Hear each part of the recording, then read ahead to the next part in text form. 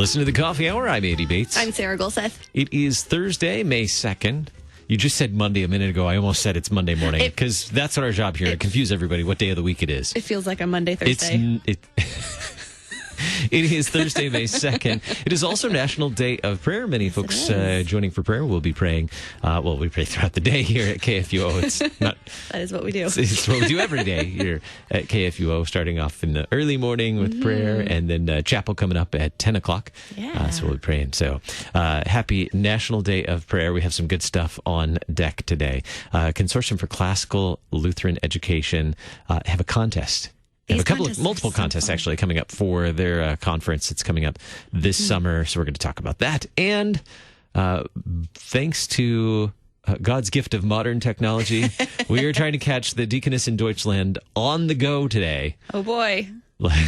Here's to hoping it works. Is she in Deutschland? Yes. Yes. So hopefully we'll be able to catch her on the go. We're going to give it a try anyway. I think she's on the highway when we're talking to her today. This should be I hope she's not driving when we talk to her today.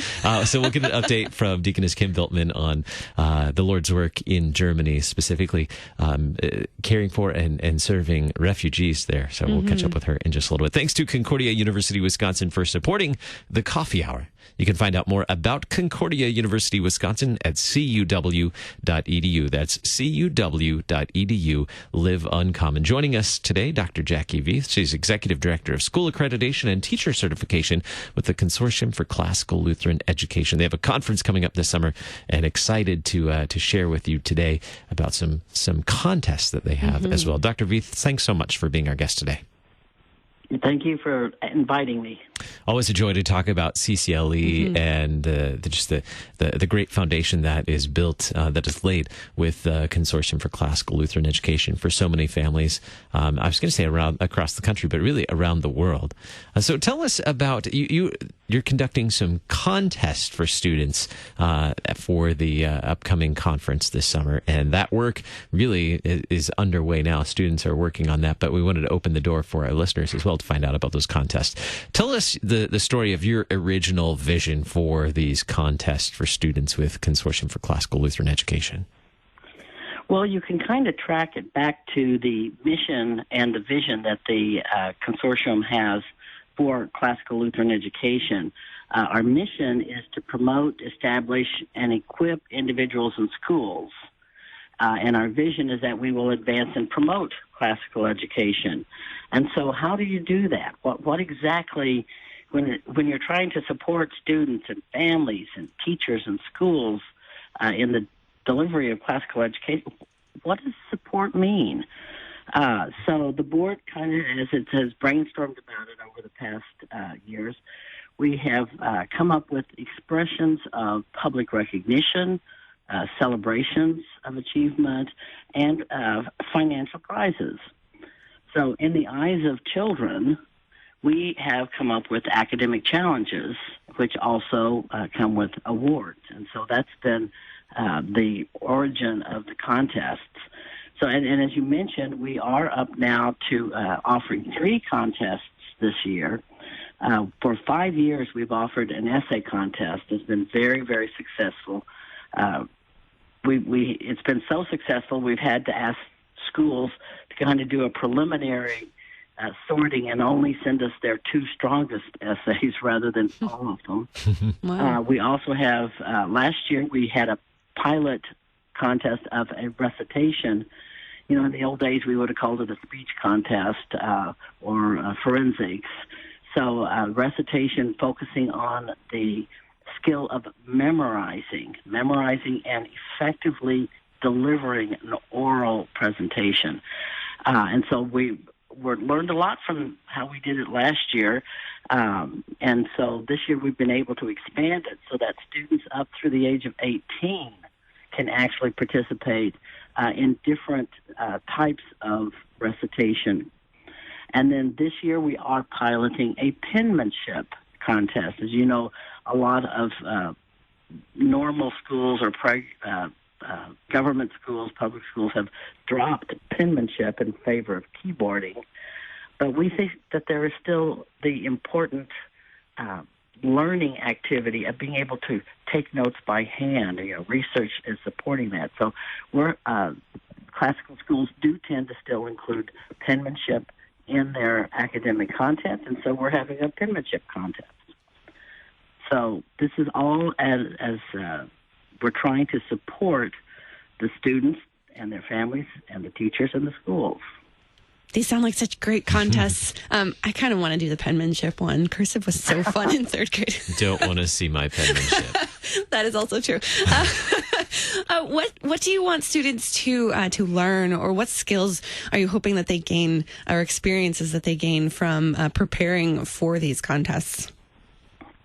Well, as the purpose of classical education is to teach students to think and to communicate. Obviously, whether it's by writing or by an oral delivery, we want our students to be engaged in being able to write or speak clearly, logically, and effectively. And so in these various contests, the students have the opportunity to think and express themselves outside of the classroom, not for an assignment, not for a grade, but on a topic that should be meaningful to them. So we always tie the prompt or the theme of the contests to whatever the theme of the conference is. And this summer, the theme of the conference is Further Up and Further In, the Lutheran Liberal Arts Today. Now, that may not sound like, oh, yeah, kids are going to be excited about that. But Further Up and Further In is actually a line from C.S. Lewis's The Last Battle, one of the books in the Chronicle of Narnia series. Mm. And the whole quote is, I have come home at last. This is my real country. I belong here. This is the land I have been looking for all my life, though I never knew it till now. Come further up. Come further in. This theme, even though it's based on what a lot of people just consider a children's story, is not limited to children, but children can get drawn into it. It gets the students engaged in the big questions of life, even at this young age. That we all struggle with. Who am I? Where do I fit in as a Christian believer? Where is home? And so this is not for a grade. This is not for, as I say, for the teachers giving them a homework assignment or anything. This is just for the student to start thinking and expressing their logical thinking, we hope. Does that help? Absolutely. Yeah. And thinking about C.S. Lewis, that's interesting. I must be unique. When I read C.S. Lewis, particularly the Chronicles of Narnia, I don't think of it as a children's book. I think of it as a book for me when I'm reading it. Exactly. I think that anyone who actually does read them as adults is amazed at the depth of what he's trying to get us to think about there. And yet, that every child that has ever read The Lion, the Witch, and the Wardrobe, or, The Voyage of the Dawn Treader, they understand a lot of it without maybe being able to articulate it at the depth that an adult might try to. But they still get it. So share with us a story or two from last year's CCLE contest, the student contests. We have just about 3 minutes left, and I'd love to hear about some of the last year's winners, or participants, I should say. Well, let me just real quickly just mention then that last year's recitation winner, again, last year was a pilot, so we only had ages 3 through 7. The winner, unanimously from all of the judges, was a 7-year-old who recited The Midnight Ride of Paul Revere. Wow. I mean, this was a tremendous performance and emotional intensity that the student put into it, and the length of the memorization. It was very, very clearly very impressive. So that led us to go ahead and expand it and tweak and put in some other aspects of some characteristics, which all of the details for the contest can be found on our website. So if you go to www.ccle.org, you'll see 2019 Student Contests. And if you click on that link, it will take you to the directions for the essay, the recitation, and penmanship.